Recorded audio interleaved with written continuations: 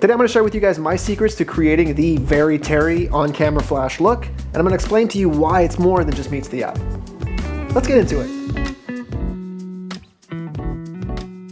Hey everyone, welcome back. My name is Sergio and I'm a commercial photographer here in Victoria, BC, and one thing that is pretty consistent among all trends, among all fads, is that history tends to repeat itself. And one of the things that's super trendy, super faddy right now is this on-camera flash look. I'm not going to sit here and say that it's revolutionary or that anything that's happening right now is new and it's never been done, because that's not the case. But that doesn't mean it's not on trend, and doesn't mean that you're not going to get asked to shoot it or that you haven't seen it online and you're like, man, how do I create that for myself? There is the obvious answer of putting a hot shoe flash on top of your camera, or even just turning on the on-camera flash that you might have on your camera and then just shooting and hoping for the best. And that might get you 80% of the way there, but to stand out from the crowd and to offer something maybe a little bit different to your clients, these are the few steps that I put into place in order to create that. So very first, one thing that I like to do is to just physically separate the flash from the camera. By physically separating the flash from the camera, we're able to create a little bit more mood and ambiance that we wouldn't otherwise be able to create. One of the telltale signs of this look is having the flash in the exact same position as the lens in order to create very flat light on our subjects. It basically just shoots everything that the camera sees so that the camera only sees light and any kind of shadow is hidden in the background. So everything is nice and bright. I call this very Terry because if we are able to separate the art from the artist for a little bit, one of the artists that definitely pioneered this look, even though he wasn't the only person to ever shoot this, but definitely pioneered this look, was Terry Richardson. And if you aren't a fan of him, that's totally fine. You don't need to be. But the lighting that he's shot on people like Miley Cyrus and Barack Obama and your neighbor is why that we're having this conversation right now. If you don't know the history of that look and why it's so useful and what makes it such a commercially viable way to light things, then you're losing out on some of the magic that is this photography. Let's take a few shots here and I'll show you exactly what I mean by separating our flash from the light. So if we take our first shot here, the way I've got it exposed should be pretty black. Exactly. And then we're going to fill it in with the flash. Ooh, a bit too bright. Let's try that again. Now, if we take a look at this shot, this is probably quite the party image that you would see across any kind of social media post nowadays, right? This is basically the same as if we had an on-camera flash straight on top of our camera. The reason I like to separate it is, well, one, when I'm alone or when I'm run and gun or when I'm shooting on location or something, I throw the flash on one of these and I can point it in the exact same direction as my camera in the other hand. And that's kind of how I go about doing this. You'll notice if you shoot vertical with a flash that's right on top of your camera, as soon as you turn it sideways, well, now that flash is shooting kind of from below. And if you're shooting a subject or a person's face like this with the light coming like from down here, it's not going to be very flattering. You'll notice that pretty quickly. You need to do some adjustments in order to create a more flattering look on people subjects, at least. One of the ways you can do that is with an L bracket. I know there are some brackets that you can put at the bottom and then gives you another hot shoe on the sides, like that when you turn it on the side you can have the flash up here. That's one way you can go about doing it, but one of the ways that I like to do it is just using another stick. I use a stick with a S-clamp like this, clamp down my light, and now I can just point it wherever I need to. It's always going to be up on top of the camera in order to create this flat directional lighting. If you want to have a little bit of mood, a little bit of ambiance, the more separation that your flash, like the more your flash points in a slightly separate direction as your lens, the more contrast and drama you're incorporating into your shot, because you're adding more and more shadow that the camera can actually see. The flash is right behind the camera, there's no shadows. Or at the very least, they're filled in as much as possible. So if we want to have a little bit more of this moody light, we can just kind of move it ever so slightly, like it's just off. Look at now the difference on the shot that comes in. We start creating a much different light on our background and we start creating some dramatic light on our face. And that can be just done by moving the flash a little bit like this if you have it in your other hand. So that's one of the reasons I think it's super valuable. Now furthermore, another thing that you can do to modify the look of this on-camera flash and make it look a little bit more like how Terry used to do it, have yourself a light stand, or maybe a voice-activated light stand like a friend of yours, but have this light stand and move it back far away from the camera. at least create a little bit of distance in between the camera and the light, but making sure that they're still pointing in the very same direction. And by doing that, you're going to be able to limit the fall off that's happening like on our background over here.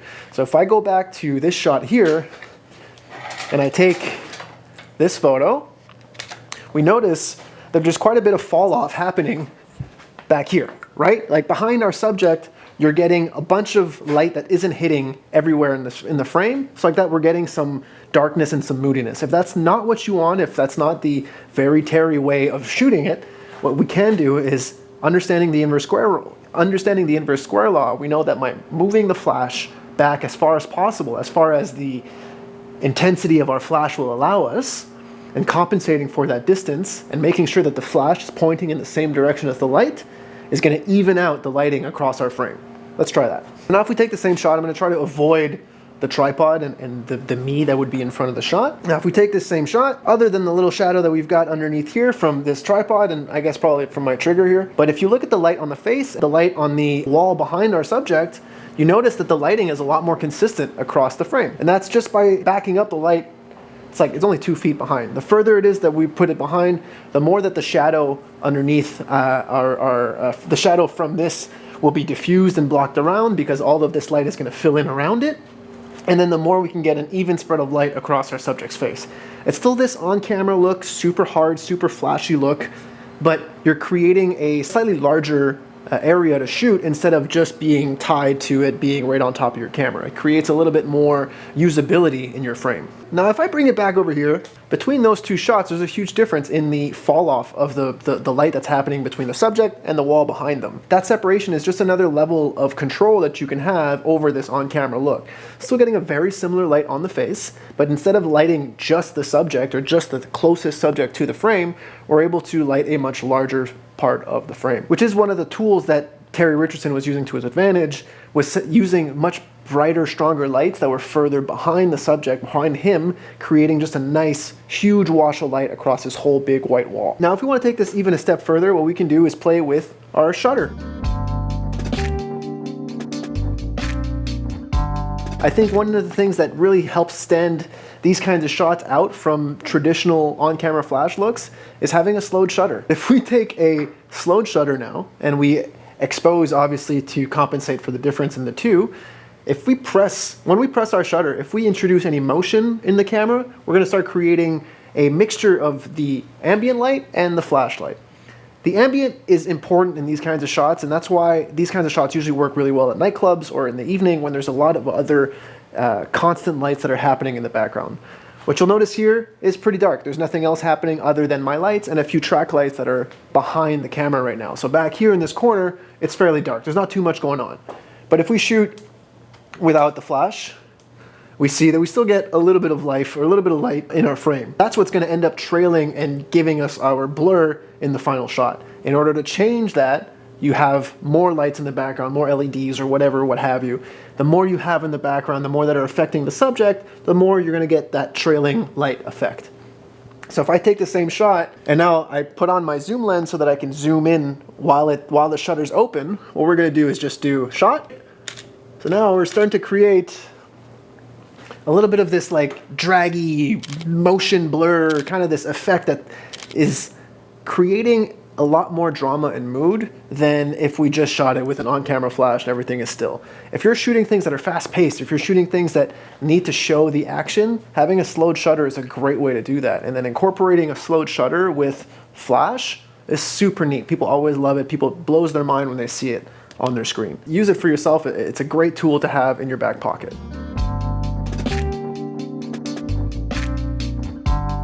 All right, now I want to show you what happens if you use a much softer light source rather than your hard light reflector or your bare bulb like most of us are used to.